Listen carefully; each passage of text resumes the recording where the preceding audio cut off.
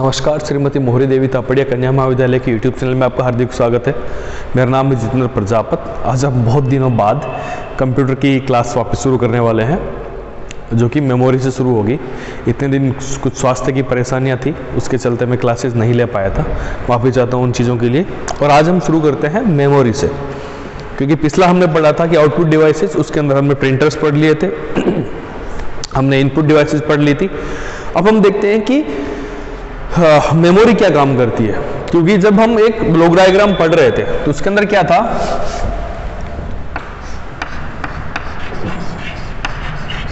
Input था, एक output था, बीच में क्या था, सीपीयू था। सीपीयू में क्या था, प्रोसेसर था, और ये किसके साथ इंटरेक्शन कर रहा था, ये मेमोरी के साथ इंटरेक्शन कर रहा था।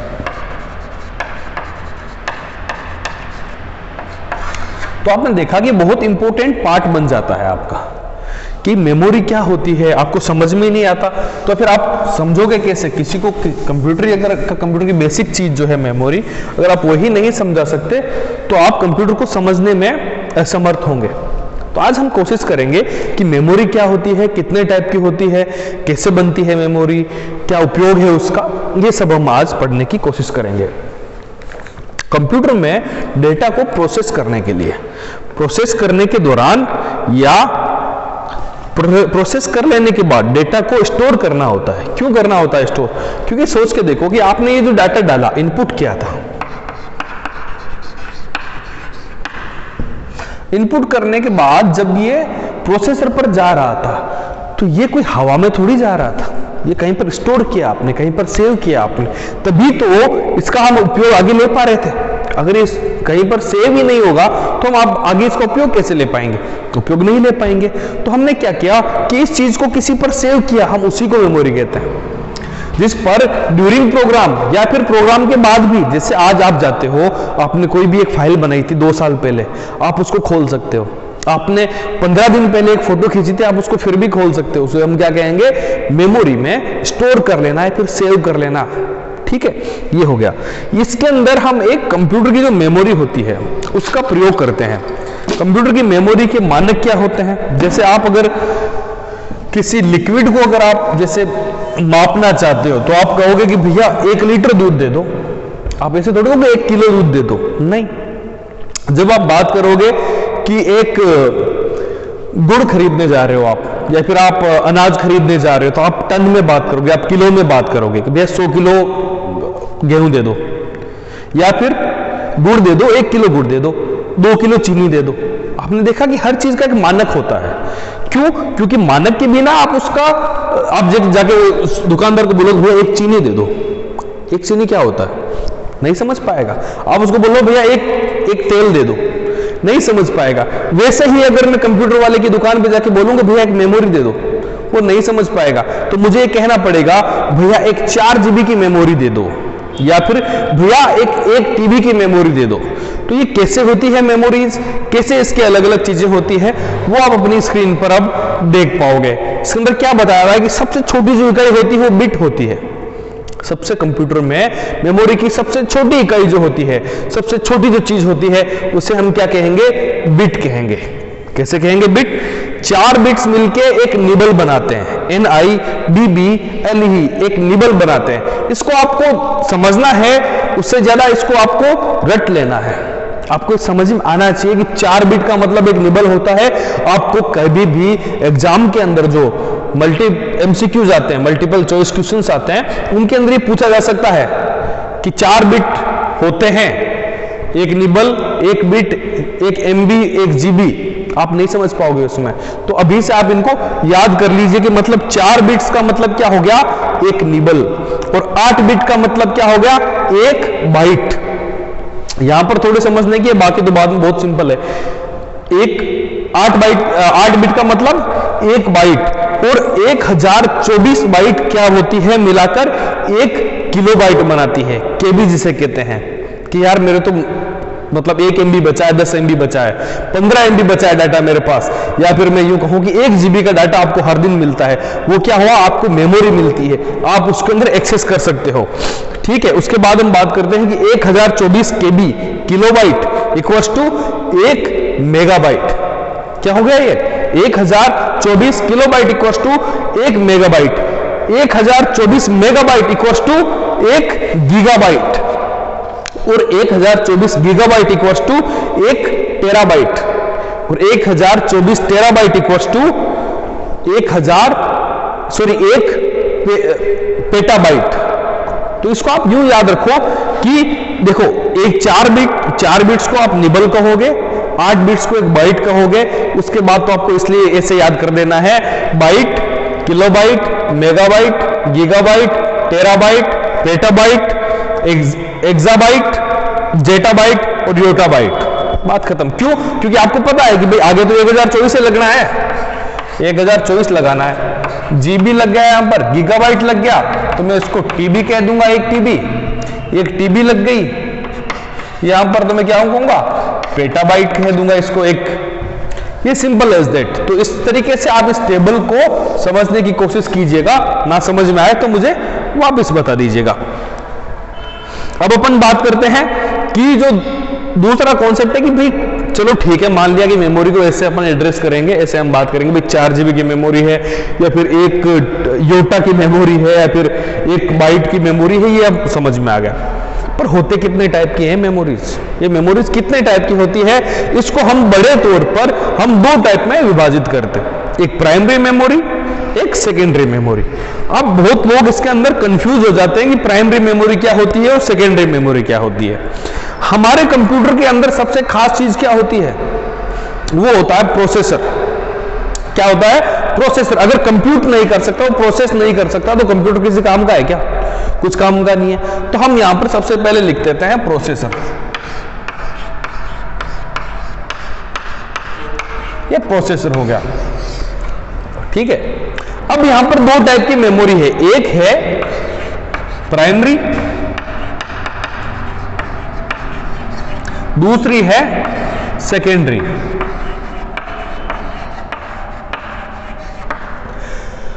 तो एक चीज समझने की बात है कि जो इसकी स्पीड या फिर जो प्रोसेसर के नजदीक है वो प्राइमरी हो गई, जो प्रोसेसर से दूर है वो सेकेंडरी हो गई। ये दूर और पास कैसे होता है वो मैं आपको बाद में समझाऊंगा, क्योंकि इसकी स्पीड तेज होती है इसलिए इसके पास होती है, नजदीक होती है, और सेकेंडरी है ये भी स्पीड में स्लो होती है, इससे दूर होती है। इसके भी अलग फायदे हैं, इसके अलग फायदे हैं, ये हम आगे चर्चा करेंगे। तो हम सबसे पहले समझ लेते हैं कि जो प्राइमरी मेमोरी होती है वो कौन सी होती है और कितने टाइप की होती है, क्योंकि प्राइमरी मेमोरीज में भी बहुत सारी मेमोरीज आएगी आपके, जिनको आपको याद करना है, समझना है। अब वो डरने की कोई जरूरत नहीं है, बहुत सिंपल चीजें हैं ना। प्राइमरी मेमोरी को मेन मेमोरी, है ना, क्योंकि जो मेन मेमोरी है, क्योंकि प्रोसेसर के साथ में काम कर रही है, प्रोसेसर के ज्यादा नजदीक होकर काम कर रही है। फिजिकल मेमोरी, क्योंकि वो उसके अंदर प्रोसेसर से सीधी काम बात कर रही है, तो उसके लिए क्या वो फिजिकल मेमोरी है। इसको हम रैम या फिर सिर्फ मेमोरी भी कहते हैं। जिस प्रोग्राम तथा डाटा को सीपीयू द्वारा प्रोसेस किया जाना है, जैसे आप इस चीज को समझो कि यहां पर प्रोसेसर हो गया, यहां पर मेमोरी हो गई, यहां पर सेकेंडरी मेमोरी हो गई। ये भागता है 100 की स्पीड से, ये भागता है 80 की स्पीड से, और ये भागता है 50 की स्पीड से, ठीक है। अगर मुझे यहां पर इस वाले इंसान से कुछ सामान लेकर इसको देना है तो मुझे क्या करना पड़ेगा, क्या मैं इन दोनों को साथ दौड़ूंगा तो ये तो डबल स्पीड में चला जाएगा आगे, ये बिल्कुल पीछे रह जाएगा। इसके कुछ बराबर ये वाला है, इसके कुछ बराबर ही आता है, तो हम क्या कहेंगे, इस वाला सामान इसको दे देंगे और बोलेंगे कि तू इससे कम्युनिकेशन करता रहे। सॉरी। तो ये अपने आप से इससे सामान लेने की चर्चा करेगा, कोशिश करेगा, उससे सामान लेता रहेगा। तो हम क्या करेंगे कि जो काम सीधा प्रोसेसर से होने वाला है, जो डाटा प्रोसेसर से इंटरेक्ट होने वाला है, उसको हम मेमोरी पर स्थानांतरित करते हैं, ट्रांसफर करते हैं, और जिस मेमोरी पर इसको ट्रांसफर किया जाता है इसको हम क्या कहेंगे? Primary memory. मैंने बताया कि जो प्रोसेसर के पास में है, जो उससे नजदीक है, जो उससे इंटरेक्शन करता है, उसी को हम क्या कहते हैं? प्राइमरी मेमोरी कहते हैं। इसी प्रकार जब सीपीयू का डाटा, अभी भाई सीपीयू से भी तो कुछ डाटा होगा, ये प्रोसेस करने के बाद, यहां से इसने इनपुट लिया, इसने प्रोसेसिंग करने के बाद जो डाटा आउटपुट देगा कि यार ये ले जाओ, ये मेरी इंफॉर्मेशन मैंने बना के दे दी आपको, ये कंप्यूट कर दिया मैंने, वो डाटा भी तो आपको कहीं पर सेव करना पड़ेगा, और फिर इसके यहां से वो डाटा यहां पर आएगा। तो उस कंडीशन के अंदर सेकेंडरी मेमोरी और प्रोसेसर के मध्य जो मीडिएटर का काम कर रहा है उसको हम क्या कहेंगे? अपना मेमोरी कहेंगे, या फिर मैं कहूंगा प्राइमरी मेमोरी। प्राइमरी मेमोरी में डेटा इलेक्ट्रिक सर्किट के माध्यम से स्टोर किया जाता है, कि मतलब जब करंट दौड़ रहा है तभी इसके अंदर स्टोर होगा। तो ये वोलेटाइल प्रकृति की होती है। वोलेटाइल प्रकृति का मतलब ये जैसे ही लाइट गई सब खत्म, जैसे ही लाइट गई आपकी सब खत्म, और जब तक इसके अंदर लाइट चल रही है तो ये काम कर रहा है। अर्थात इसका मतलब क्या हुआ? मेमोरी में डेटा स्टोर रखने के लिए सतत विद्युत करंट की आवश्यकता होती है। जब तक आप इसके अंदर करंट दौड़ाते रहोगे, इसके अंदर चीजें सेव रहेगी। जैसे ही आपकी लाइट गई, आपने सिस्टम बंद किया, वो सारा के सारा मेमोरी पर काम खत्म हो जाएगा। अब आपको ऐसा लग रहा होगा कि भाई कंप्यूटर के अंदर तो मैं सेव करता हूं, वो कहीं नहीं जाता। लग रहा होगा ना कि भाई कंप्यूटर में तो मैंने 1000 बार अपनी फोटो सेव की है, गाने सेव किए हैं, मूवीज सेव की, वो कहीं नहीं जाती। इसीलिए बता रहा हूं कि ये जो है वो सेकेंडरी मेमोरी है जिसकी आप बात कर रहे हो, जिसका बारे में आप सोच रहे हो, और जो हम बात कर रहे हैं वो है प्राइमरी मेमोरी। तो प्राइमरी मेमोरी की एक खास खासियत क्या है कि ये प्रोसेसर से सीधा इंटरेक्ट करती है। दूसरी खासियत क्या है? ये वोलेटाइल प्रकृति की होती है। वोलेटाइल प्रकृति का मतलब कि जैसे ही लाइट जाती है इसका सारा डाटा साफ हो जाता है, क्लीन हो जाता है, जीरो हो जाता है।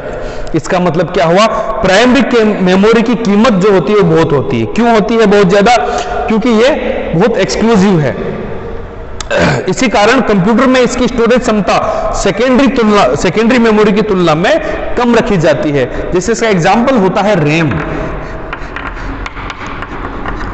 आजकल आप जैसे कंप्यूटर लेने जाओगे, आप अपना फोन भी खरीदते हो तो बोलते हैं भाई 4 GB की रैम है इसके अंदर और 16 GB का हार्ड डिस्क है।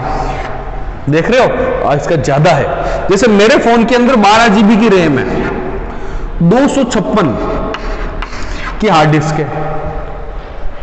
तो आपने देखोगे ये तो बहुत छोटी और ये कितनी बड़ी है। इसका मतलब ये है कि ये बहुत महंगी है, ये बहुत सस्ती है, तो इसके अंदर आप ज्यादा लगा पाते हो उतने ही पैसों में जितने पैसों में ये बहुत कम मेमोरी आती है। इसीलिए आप हमेशा सिस्टम के अंदर देखोगे कि जिस सिस्टम के अंदर रैम जो है वो बहुत कम रहेगी और जो उसकी मेमोरी होगी, जो उसकी हार्ड डिस्क होगी, या फिर जिसे मैं कहूंगी सेकेंडरी मेमोरी होगी, वो काफी ज्यादा होगी रैम की तुलना में। चलिए, इसे हम इस डेटा को हम रेंडमली भी किसी भी क्रम में प्रयोग किया जाता है। जैसे यहां पर जो डाटा आ रहा है और यहां से जो इंटरेक्शन हो रहा है वो रेंडम प्रकार से काम कर रहा है। पता नहीं होता कि कहां पर कौन सा डाटा पड़ा है, कौन सा खांचे में कौन सा डाटा आएगा। इसलिए हम इसको क्या कहेंगे? Random access memory. रेंडम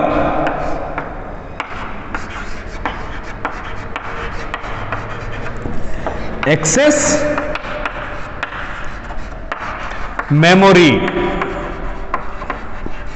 समझ रहे हैं आप? इसीलिए हम इसको रैम कहते हैं। आर रैंडम से लिया हुआ, ए से एक्सेस लिया हुआ, एम से मेमोरी लिया हुआ, कि इसका कुछ फिक्स कोई पैटर्न नहीं है जिसमें ये एक्सेस की जाती है, इसलिए हम इसको रैंडम एक्सेस मेमोरी भी कहते हैं। ऐसा नहीं है कि जो प्राइमरी मेमोरी में सिर्फ रैंडम एक्सेस मेमोरी आती है, परंतु क्या है कि रैंडम एक्सेस मेमोरी जो है वो एक बहुत मेजर पार्ट है इसका, बहुत बड़ा पार्ट है इसका। इसलिए हम इसको रैंडम एक्सेस मेमोरी या फिर रैम भी कहते हैं।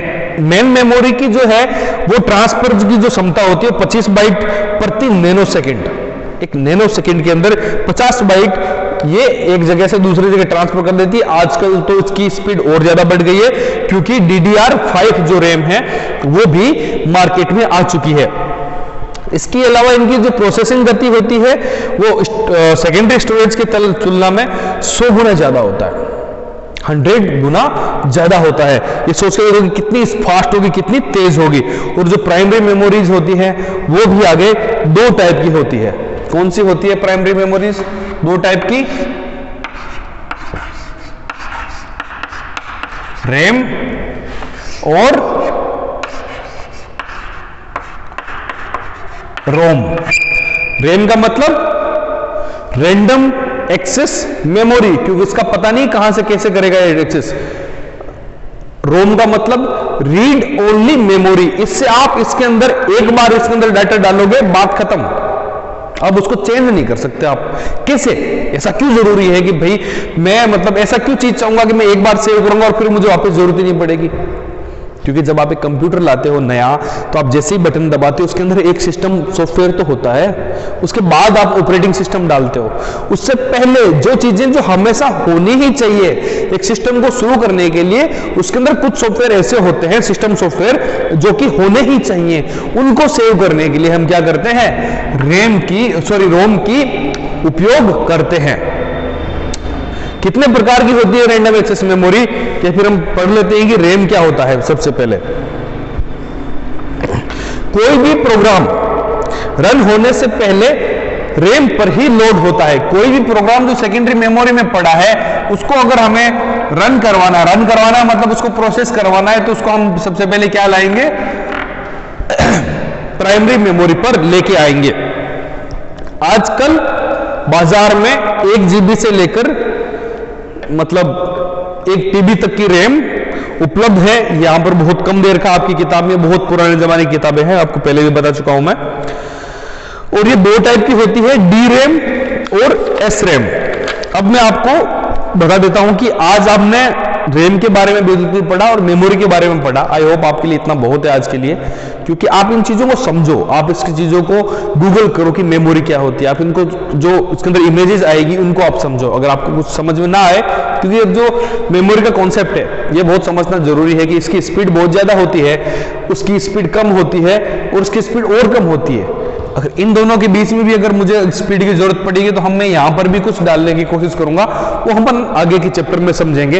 रैम क्या होता है, रोम क्या होता है, ये भी हम आगे के चैप्टर में समझेंगे। कितने टाइप की रैम होती है, कितने टाइप की रोम होती है, ये भी हम आगे के चैप्टर में समझेंगे। आई होप आपको ये सभी चीजें समझ में आई होगी। अगर आपको किसी भी चीज में पढ़ने में कोई भी तकलीफ हो, आप मुझे मैसेज करके, कॉल करके बता सकते हैं, मैं आपकी जरूर सहायता करूंगा। बने रहे हमारे साथ, इस चैनल को लाइक करें, शेयर करें, सब्सक्राइब करें।